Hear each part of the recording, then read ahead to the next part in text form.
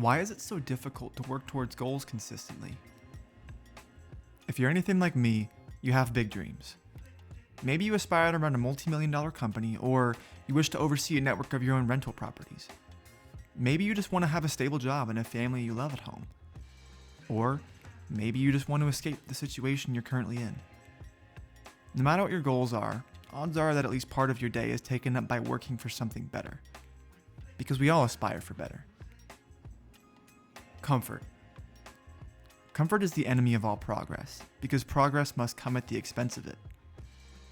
Comfort is the natural desire to be in control of your own life, to know what to expect. Comfort can be as simple as watching a movie after a long day, or having a small bag of chips. Things that don't help us better ourselves, but help us feel in control and to forget about the current situation. It can also be deciding not to move for a better job opportunity, or deciding to stay in a toxic relationship because it's familiar. Now, comfort is very easy to perceive as negative, so it can be tempting to just cut it all out. Throwing out your TV, all your junk food, blocking social media, just locking in completely on improving your situation. Sadly, this can have the opposite effect as intended. You likely find yourself getting burnt out and asking yourself if it's all worth it.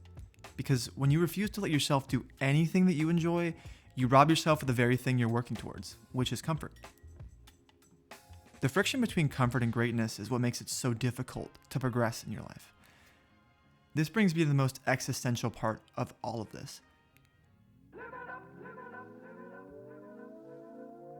The reality is that all of our lives will come to an end at some point. This is something all of us know subconsciously, but it's very easy to forget. Especially if you're young, it can feel like you have unlimited attempts at life, unlimited do-overs, but you don't. Nobody does. Not even the most wealthy people in the world can buy more time. Even if you're young, you know that it will end someday. The rich, the poor, the wise, and the fool all end up in the same place. We are all the same. We go from dust to dust. In the book of Ecclesiastes, there is a certain Hebrew word, hevel. Hevel can be best translated as a striving after wind. In the book, a story is told about an ancient scholar who attempts to find the meaning of life. The scholar first devotes himself completely to the pursuit of wisdom. He pores over books, seeking fulfillment through academics, but finds that in much wisdom is much vexation, and he who increases knowledge also increases sorrow. So he lets himself go. Whatever his eyes desire, he does not keep himself from. But he realizes that this didn't make anything better because he would always have to go back to work. The fun would always end. So why am I telling you this?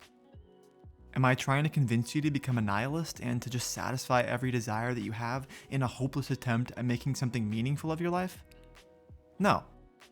The teacher ends up concluding that there is more gain in wisdom than in folly. He learns that he cannot control what happens to him, but only his own response. In the end, he concludes that all he can do is take joy in the simple things in life. There's a lot more to this book than what I can discuss here, so I recommend you read it for yourself, but this realization is definitely one of the core themes of the text. Now, this is a powerful lesson for us today. All we can do is take joy in our toil, take joy in the simple things. A cup of coffee with a friend, a bike ride with a family member, a beautiful sunset you see on your drive back from work. All of these are an incredible gift. By enjoying the little moments throughout our day, we can make progress towards our goals while also enjoying comfort, which prevents burnout. All this theory would mean nothing without a way to implement it in your life. The best way to make use of this knowledge is to literally just do something. Shia knew what he was talking about. If you find yourself stuck in limbo, try something new without knowing exactly where it will go. And if you're on track to a successful career, be very careful to not get distracted. Planning is important, but action is far more critical. Things will inevitably not go your way at some point in life, and if you spend your whole life planning, trying to control everything, You will fail to see major opportunities that come your way if those opportunities are in opposition to what you have planned. So learn from the ancient scholar. Work hard, but take pleasure in the simple things, and you will be able to live a life that is less consumed by stress and inadequacy. Subscribe if you want to see more videos like this, and if you want to help overtake this other channel called KT Track, which has 8,500 subscribers, and we just can't be having that.